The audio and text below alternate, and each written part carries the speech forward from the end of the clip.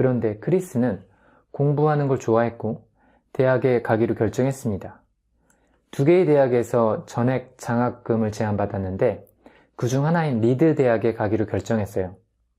그런데 리드 대학은 뉴욕의 상류층 아이들이 주로 오는 대학입니다. 자기는 농장에서 일하는 사람들처럼 머리도 짧게 자르고 다니는데 다른 학생들은 머리가 다 장발이었어요. 수업 시간에도 다른 학생들은 질문을 그렇게 많이 하더랍니다. 자기는 그런 스타일이 아니라서 수업 시간에 앉아있기는 했지만 수업에는 참여할 수가 없었대요. 그래서 이분이 소위 왕따가 되어갔는데요. 친구들도 없고 갈 데도 없고 해서 수업 시간을 제외하고는 기숙사 방에서만 틀어박혀 있었어요. 그런데 기숙사 방에서도 문제가 있었대요. 4명이서 기숙사 방을 같이 썼었는데 다른 애들이 여자친구를 그렇게 방에 데려오고 기숙사 방 안에서 마리화나를 피우더래요. 그래서 이제 정말 갈 데가 없어서 도서관에만 틀어박혀 있었다고 합니다. 그렇게 힘들게 3학기를 다니던 와중에 자신의 장학금이 취소가 되는 사건이 발생합니다. 자기 엄마가 집안의 재정 상태를 작성해서 대학교 행정실에 재정 상태 보고서를 내줘야 했는데 그걸 안 해줘서 장학금이 취소가 된 거예요. 랭가는 학교 행정실에 사정을 얘기해봤지만 행정실에선 문제를 해결해 주지 않았습니다. 그래서 이분은 기말고사를 보기 전에 학교에서 자퇴를 했습니다. 덕분에 모든 과목의 성적이 F가 되었고요. 랭가는 분노한 상태로 학교를 떠났습니다. 그리고 1년 6개월을 막노동을 하면서 돈을 모아 또 다시 몬타나 주립대학에 들어가게 돼요. 이 대학은 자기가 사는 곳에서 20km 정도 떨어져 있어서 학교를 갈 때마다 자기 차를 운전해서 다녔대요. 그런데 어느 날 자기 동생이 차를 고장낸 거예요.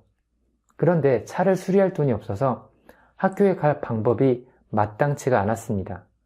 그래서 학교 행정실에 가서 아침 수업들을 오후 수업으로 옮겨줄 수 없는지 물어봤대요. 그리고 거절당했어요. 학과장한테 가서도 부탁을 해봤는데 역시 또 거절당했어요.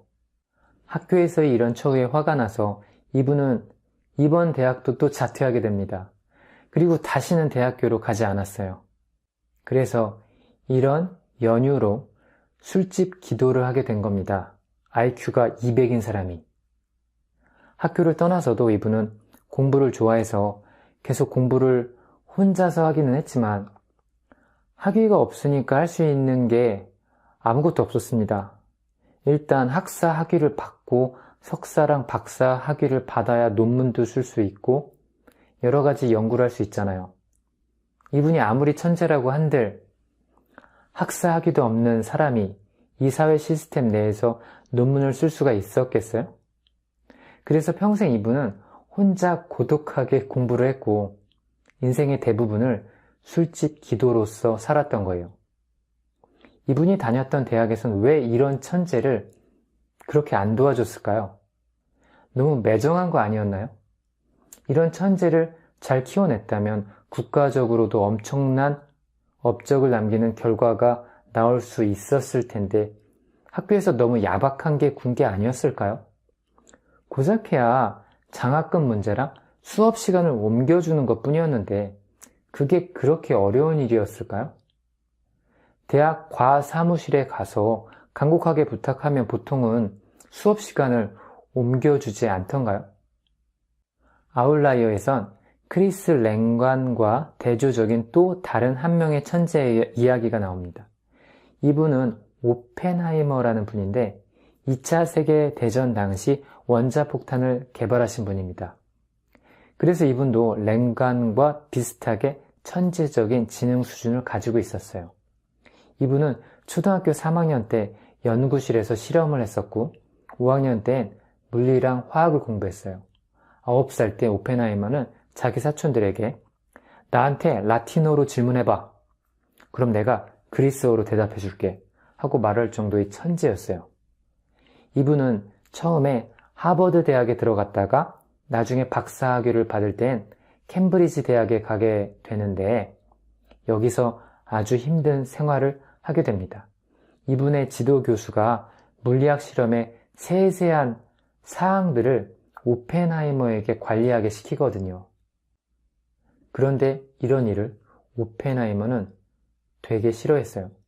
그래서 이분은 어느 날 실험실에서 어떤 화학 물질을 가져온 다음 자기 지도 교수를 그걸로 독살하려고 시도하는 기상천외한 일을 벌이게 돼요.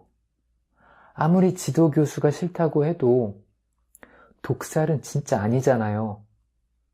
다행히 지도 교수가 이걸 알아차려서 아무 일도 벌어지진 않았는데 이것 때문에 오펜하이머는 학교 징계위원회에 회부가 됩니다. 징계위원회에서는 보통 학생의 처분을 결정하죠. 자, 지도 교수를 독살하려고 했던 학생한테 어떤 처분이 내려져야 할까요? 최소 퇴학 아닌가요? 그리고 이건 살인미수니까 법적으로 처벌받을 일이잖아요. 그런데 놀랍게도 처분 결과는 근신하는 걸로 오펜하이머를 정신과 의사 상담을 받게 하는 수준으로 해서 아주 가벼운 징계로 끝냅니다. 이건 정말 말도 안 되는 상식 밖의 일이 아닌가요? 지도 교수를 독살하려고 했는데 근신 정도로 끝난다는 게 정말 말이 안 되잖아요. 이후 오펜하이머는 승승장구해서 20세기의 가장 중요한 일 중에 하나라고 여겨지는 원자폭탄 개발을 하는 총책임자로 임명받게 됩니다. 랭간이랑 오펜하이머는 둘 다 분명히 천재인데 왜 한 명은 장학금이랑 수업시간 옮기는 문제로 학교를 중퇴하고 왜 한 명은 자기 지도 교수를 독살하려고 했는데도 아무 문제가 없었던 걸까요? 랭간의 이야기를 좀 더 들어보면 이에 대한 한 가지 이유를 이해할 수 있게 됩니다. 랭간은 대학에서 기초 미적분 과목을 들어야 했다고 합니다. 그런데 그 과목을 가르치는 교수가 너무 무미건조하게 가르치더래요. 그래서 교수한테 왜 그렇게 가르치시냐고 따졌습니다. 한 번은 교수 사무실까지 따라가서 왜 그렇게 가르치시냐고 물어봤대요. 천재의 시각으로 일반 교수가 가르치는 방식이 별로 마음에 들진 않았겠죠. 그런데 그 교수가 이런 학생으로부터 받는 이런 질문을 좋아했을까요? 이런 질문은 어떻게 보면 교수의 권위를 건드리는 질문이잖아요. 랭간은 기본적으로 자신의 생각이 올바르다고 생각하는 사람이었기 때문에 다른 사람을 잘 설득 못하는 사람이었어요. 그런데 문제는 자기가 옳다고 생각하는 걸 다른 사람한테 기분 나쁘게 이야기하는 스타일을 가진 사람이었다는 거죠. 모든 천재들이 비슷하겠지만 수학을 정말 좋아해서 더 즐겁게 배우고 싶은 마음은 이해할 수 있지만 교수한테 이슈를 제기하려면 자신이 어떤 사람인지는 최소한 교수에게 알려줬어야죠. 그 교수는 끝까지 랭간이라는 학생이 천재인 줄 몰랐습니다. 랭간이 교수한테 알려주질 않았으니까요. 그 교수가 이 학생이 천재인 줄 알았다면 도움을 줬을 수도 있지 않았겠어요? 랭간이란 사람은 정말 사회성 기술이 너무 꽝이었던 거예요. 사회성 제로라고 할까요? 스턴버그는 랭간이 저렇게 된 이유를 실용적 지능이 없어서였다고 설명합니다. 그분 설명에 의하면 실용적 지능이란 누구한테 무엇을 말해야 하는지, 또 그걸 언제 이야기해야 하는지, 어떻게 그걸 이야기해야 하는지를 직관적으로 알고 있다는 것을 의미합니다. 그리고 이런 지식은 학교에서는 절대 배울 수 없는 종류의 지식입니다. 이건 사회에서 살아갈 때의 일종의 요령 같은 거죠. 분석적 지능은 어느 정도 타고납니다. 타고나지 않으면 어떻게 랭간의 경우처럼 생후 6개월 만에 말을 할 수가 있겠어요? 똑똑하게 태어난 겁니다. 그런데 실용적 지능은 후천적으로 개발해야 하는 거예요. 누구한테 배워야 한다는 말입니다. 실제로 크리스 랭간이 말하는 것을 들어보면 좀 싸가지가 없다고 할까요? 이분이 말하는 방식은 내가 하는 말이 다 맞거든? 이런 스타일이에요. 이분이 분명 분석적 지능이 엄청나다는 건 알겠는데 사회성 기술을 후천적으로 배우질 못해서 그런지 같이 대화를 섞고 싶지 않은 그런 사람이었던 거예요. 그랬으니까 사람들이 이분을 안 도와준 거예요. 여러분은 엄청 똑똑하긴 한데 싸가지가 없는 사람을 도와주고 싶어요? 안 도와주고 싶잖아요.